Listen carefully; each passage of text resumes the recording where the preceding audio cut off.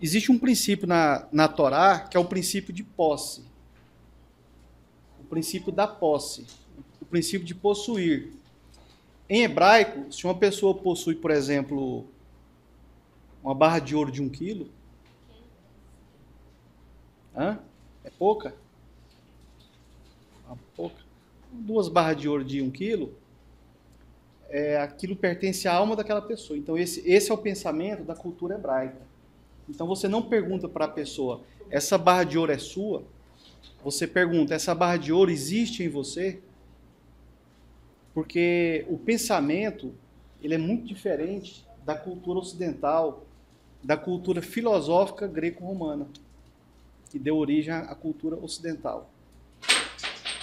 Então, é mais uma questão daquilo que você tem existir em você. E a única maneira daquilo sair da sua existência, ou é você vendendo, ou é você doando, ou é você deixando como herança. Aí aquilo passa a existir na alma de outra pessoa. Quando algo é subtraído, por exemplo, quando algo é retirado, é roubado, é furtado, é tomado à força, ou é ganho de forma injusta, ou seja, através de juros, aquilo não pertence à pessoa que tomou posse, mas continua sendo daquele antigo dono. Então, pela Torá, isso seria uma transgressão. Então, isso aí já é uma lei da Torá. Tudo aquilo que você vai possuir, aquilo vai ter que pertencer, vai ter que misturar a sua alma. Então, é por isso que a pergunta na língua hebraica é: isso existe em você e não isso é seu? Embora o verbo ser, aqui para nós, no hebraico ele é muito oculto, né? Você quase não usa ele. Amém, Baruch Hashem? Então esse é um princípio básico, né? E logo na primeira porção de Bereshit 12, o texto fala assim, ora, e disse a Avram, aqui ele não chamava Abraão, é Avram, sai de teus pais, de tua família e da casa de teu pai, para a terra que eu te mostrarei. Então, esse sair que a Torá está falando, para ele sair dos pais, da família, da casa do pai, da terra, esse sair não é simplesmente sair de casa, sair da presença do pai, sair da presença da família. Aqui é um convite para Abraham sair dele próprio, dele mesmo. E sair dele para ele ir para onde? Para ele próprio. Imagina uma pessoa chegar em você e falar assim, ó, sai de você e vai se encontrar com você. Não soa meio estranho aqui na nossa língua, aqui no português, mas no hebraico isso é algo natural.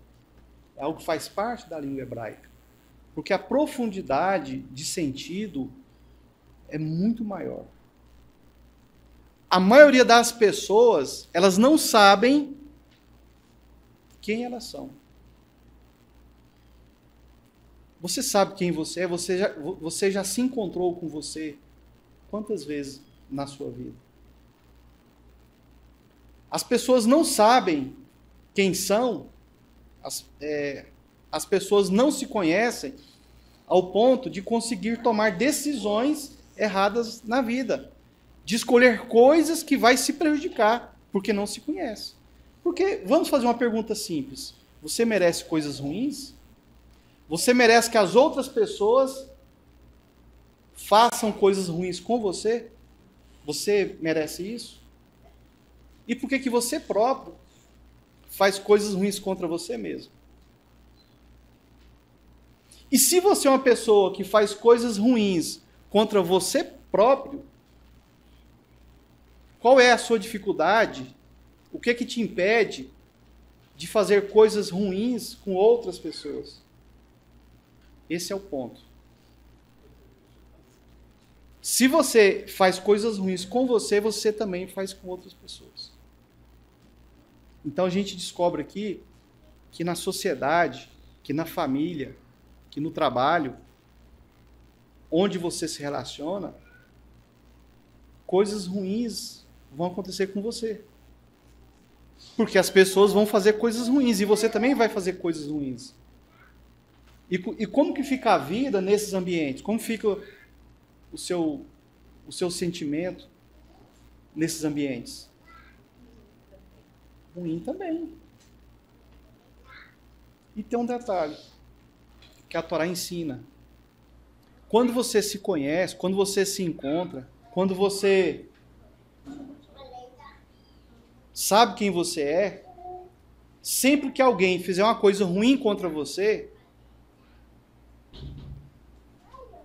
aquilo não vai surtir efeito. Aquilo não vai surtir efeito. Além de não surtir efeito, vai ficar muito mais fácil você perdoar aquela pessoa. Porque quando a dívida do perdão não é paga, ou seja, quando a pessoa não se conserta, fica muito difícil de você perdoar essa pessoa. Mas e quando a pessoa não te deve nada? Você tem algo que impede de perdoar essa pessoa? Então aqui no primeiro verso, quando fala para sair de teus pais, da sua família, da casa de teu pai, para a terra que eu te mostrarei, aqui simplesmente está falando o seguinte, quando você lê em hebraico, o sentido é outro, viu? A tradução, quando traduz, fica isso aqui no português. Mas em hebraico fala assim, ó, sai de você para você encontrar você. Porque esse você que você conhece não é você. Esse você que o mundo formou, esse você que o mundo montou, com todos os sistemas, moda, política, filosofia, necessidades, esse você que a sociedade, que o sistema construiu, na sua essência não é você. E você sabe que não é você, e você não se aceita. E você não se aceitando, você se torna um desconhecido. Você sendo um desconhecido para você, gera um tipo de confusão que você se torna uma pessoa confusa. E você sendo uma pessoa confusa, uma pessoa que você não se conhece, você sofre. Porque você não sabe quem é você. Uma hora você é uma coisa, outra hora você é outra, uma hora... Então, o que a Escritura ela está tentando fazer com a nossa alma? Fazer você encontrar você mesmo na sua alma. Imagina se o Machia, ele chegasse na sua frente e ele te perguntasse, quem és tu? Quem é você? Você saberia descrever quem é você para ele, embora ele saiba quem é você. Mas quando ele te faz essa pergunta, não é para ele ficar sabendo quem é você, porque ele já sabe quem você é. É porque você não sabe quem é você. Esse é um desafio que nós temos. Por que as pessoas nos dias de hoje elas têm tanta dificuldade em se relacionar umas com as outras? Tanto no quesito casamento, namoro, como trabalho, amizade, parente. Porque cada um é estranho para si mesmo e não consegue identificar o outro. E isso é recíproco. É muito difícil de você conseguir identificar uma pessoa que você convive há anos. Você olhar para aquela pessoa, você sabe dos hábitos, você sabe dos nervosismos, do chilique, brigas, isso aí você sabe. Mas e a essência da pessoa? Você sabe? Você conhece? Você consegue descrever isso? A história começa falando de Abraham sair da casa dele, da família dele, do país dele para outra terra. E quando ele vai para outra terra, aquela terra que ele chega, que o Eterno fala assim, ó, essa terra aqui eu vou dar para você e para a sua descendência.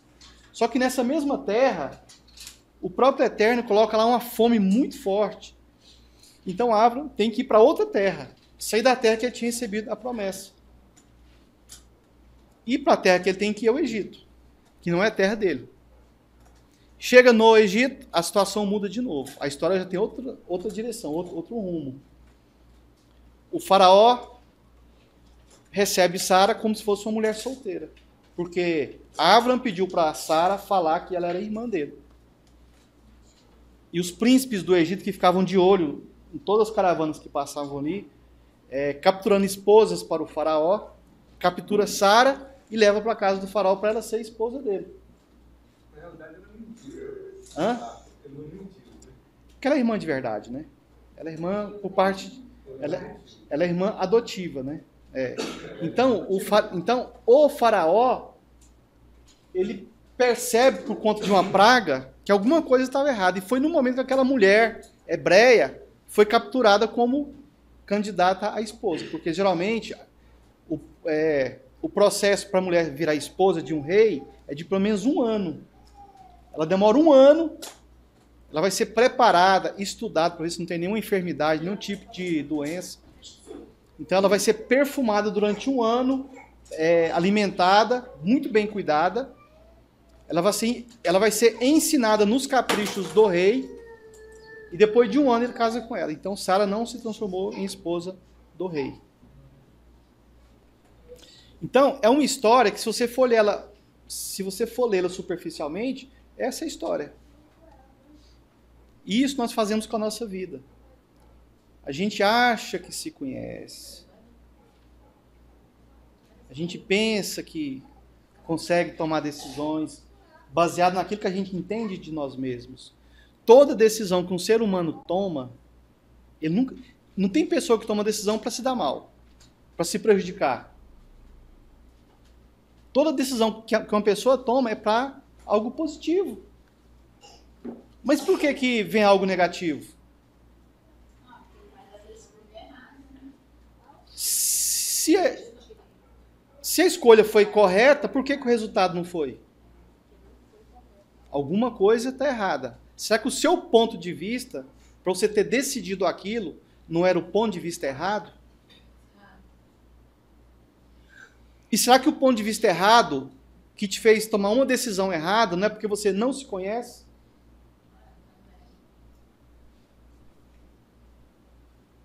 Agora surge outra questão, voltando para a Escritura. Abraham, ele tomou alguma decisão por escolha própria? Sair da parentela foi escolha de Adão? De Abraham? Sair com Ló foi escolha de Abraham? Ir para a terra que o Eterno mandou ele ir foi uma escolha? Sair da terra que o Eterno prometeu a ele foi uma escolha dele? Ir para o Egito foi uma escolha dele? E falar que Sara era irmã, sendo que de fato ela é mesma, ele não mentiu, foi uma escolha dele? Ou ele tinha alguma outra escolha? Ele podia morrer, né? É uma das coisas que fez com que ele solicitasse a ela, fala, Irmãos, a escolha que ele fez foi essa. Né? Não, mas ele não tinha outra escolha. Mas ele escolheu a morte, eu escolhi continuar vivendo. Porque, Só que mas por quê? Mas essa decisão é porque ele conhecia a situação. Ele conhecia a situação e tinha outra coisa também. Kadosh Baruch Hu já tinha falado para ele, ó, de ti vai ser uma grande nação. Ele não podia ficar a vida dele antes de sair a nação. A promessa tinha sido feita. A promessa tinha sido feita. Ou seja, ele conhecia bem ele mesmo. Conhecia bem ele mesmo, ele estava consistente naquilo que ele escolhia. Agora, que momento que o Eterno chegou em Abraham e direcionou ele assim, ó, eu vou te empurrar para cá e para cá. Ele não viu isso em momento nenhum. Porque quando nós lemos aqui que o Eterno fez isso, que o Eterno fez aquilo, parece que o Eterno aparecia e fazia as coisas. Não. Não. O Eterno se manifestava nas decisões de Abraão. Não era nada claro. Não era nada objetivo. A questão é você ter os seus olhos e observar aquilo que é certo pelos olhos do Eterno e não pelos seus. Aqui o Eterno, em momento algum, chegou, ó Abraão, vamos sentar nós dois aqui, vamos bater um papo, vamos decidir aqui uma coisa. Você vai fazer assim, assim, assim. Não. Aquilo vinha dentro de Abraão, porque Abraão se conhecia. Quanto mais você conhece o Eterno, mais ele fala com você. É mais fácil você ouvir a voz dele. Quanto menos você conhece o Eterno, mais você se escuta. Mais você se ouve. Quanto mais você conhece o Criador, mais você se conhece também. Porque você é imagem e semelhança dele. Quanto mais distante você fica dele, menos parecido com ele você vai ficar. Mais decisão sua você vai tomar e menos decisão como imagem e semelhança dele você vai ter. Nós somos viajantes ou estacionários? E os anjos? Os malachim? Hã? E os animais? O malachim não é bem um estacionário, né? É porque ele não percebe as elevações, né? Mas e os animais? Estacionários. Nós, seres humanos, no fundo, nós somos viajantes, indo de uma camada a outra. Vocês lembram que em duas parashot anteriores, nós falamos que Adão foi feito no mundo e foi levado para o Gan Eden. Aí ele foi expulso do Gan Eden e voltou para o mundo, só que o mundo com maldição. Esse mundo com maldição, que é o mundo que Adão foi feito inicialmente, ele só durou até o dilúvio. Aí esse mundo foi destruído, Noé conheceu esse mundo, passou pelo dilúvio, e esse mundo que nós conhecemos hoje, que chove, que tem arco-íris, é o mundo depois do dilúvio. E nós sabemos também que durante o dilúvio, o momento do dilúvio, muita água saía debaixo da terra, ia para a crosta terrestre. Essa água que saía da terra, ela era muito quente, ela cozinhava, é tipo vulcão. Então todos os seres morriam queimados. Por mais que tinha muita água, os seres morriam queimados. Todo mundo pensa que o Mabul, que o dilúvio era só água. Pensa que é só água, né? Não era. Aí todo mundo ficava tentando nadar. Quem sabia nadar tentou se salvar. Não. Cozinhava todo mundo. Fritava. Era tipo um óleo fervente. Era tão quente a água que até o tempo derreteu. 1 segundo virou 1 milhão de anos derretido. Imagina 1 minuto. Quantos milhões de anos se transformou? Aí nós temos aí milhões de anos, né? Na nossa história. 50 milhões de anos, 100 milhões de anos.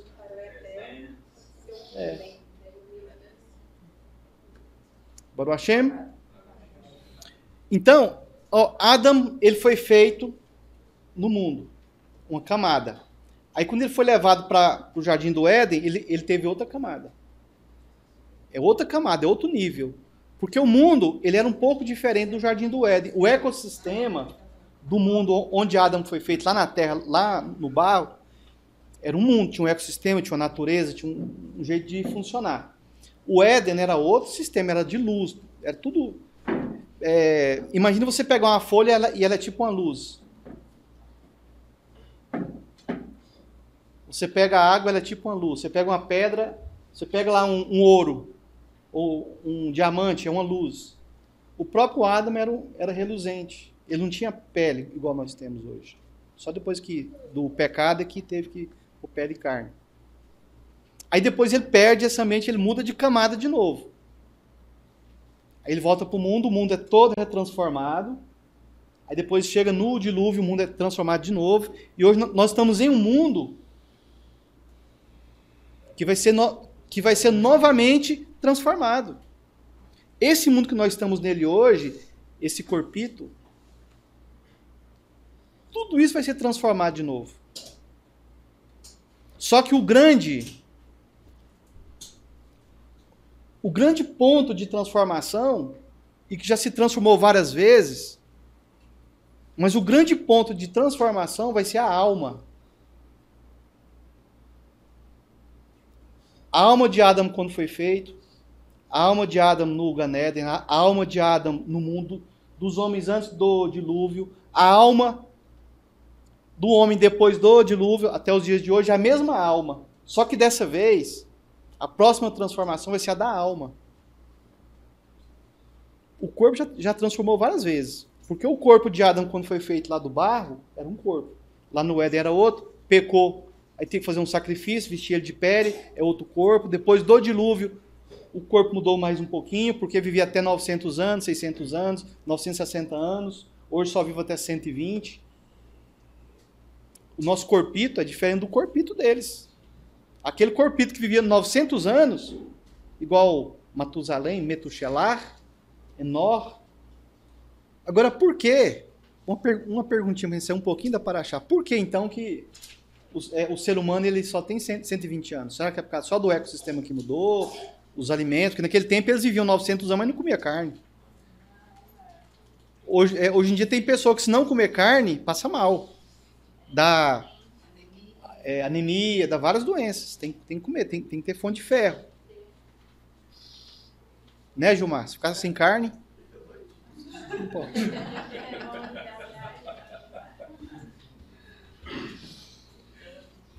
Naquele tempo era tão diferente que os vegetais supriam eles viviam 900 anos.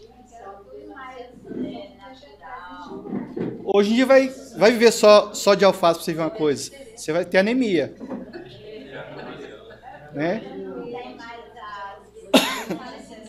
E nem adianta você pegar alface, passar um sal grosso para na churrasqueira.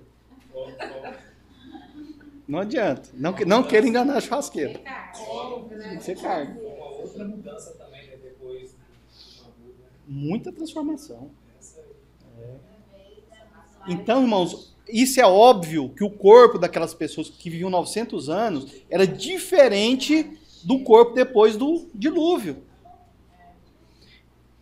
Agora, o que chama a atenção e algo que nós temos que ficar atentos é essa transformação de alma que vai ter, que é a próxima transformação. Agora, por que as pessoas vivem só 120 anos, independente da questão de ecossistema, de vitamina e coisas assim? Mas tem um porém. É porque precisa-se, todas as gerações que foi feita em Adão, depois do dilúvio, se elas vivessem 900 anos, ia ficar muita gente no planeta. Então, esse período mais curto de 100 anos de vida, no máximo, de 120, 80, 70, nasce mais gente, mas morre mais pessoas. Então, é um efeito dominó que funciona com mais eficiência para controlar. Então, depois de Noa, a quantidade de pessoas que nascem e morrem é muito maior. É muito mais gente para ressuscitar. Quando o Eterno olha isso, ele não fica com dó porque a gente vive só 120 anos. Ele acha bom, é menos sofrimento. É uma vida curta. Agora, quando vier o mundo vindouro, o Olam Rabá, na hora que o Mashiach voltar, e a gente tem um outro corpo, a alma toda reconstruída, toda reformulada, em um novo mundo, aí sim a gente vai poder viver para a eternidade. Agora, o que acontece? Vamos a um ponto bem simples. Nós poderíamos complicar isso um pouco, mas vamos simplificar. Né? Às vezes não vai ficar tão claro para algumas pessoas. A Torá. Por que a Torá foi dada? Aquelas pessoas que buscam cumprir Torá, cumprir a lei, que o Mashiach veio para isso, se o Messias viesse para tirar a lei, ele é o anti-Messias. Ele é o falso Messias. Esse é o trabalho do falso Messias. Do Messias original, legítimo, ele veio trazer a Torá. Então, a Torá, aqueles que passarem a cumprir porque são salvos, não praticar para ser salvo, porque não existe isso na lei de Moisés. Você pratica a lei para ser salvo. É salvo pela fé. Mas por ser salvo, você cumpre a lei. A grande transformação de alma.